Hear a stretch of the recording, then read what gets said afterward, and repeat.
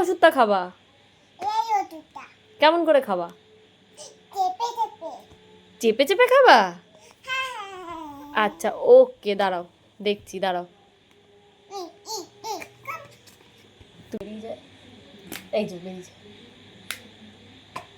তো ওষুধটা কেমন করে খেতে হবে বাবা? আর একটু, ভেরি গুড, আরেকটু, আরেকটু। ভালো ওষুধটা খেতে? আমি হল করতে পারবো। কি করতে পারবা? আমি হল পারবো। কি ওষুধটা খেতে ভালো কিনা আগে সেটা বলো। হুম।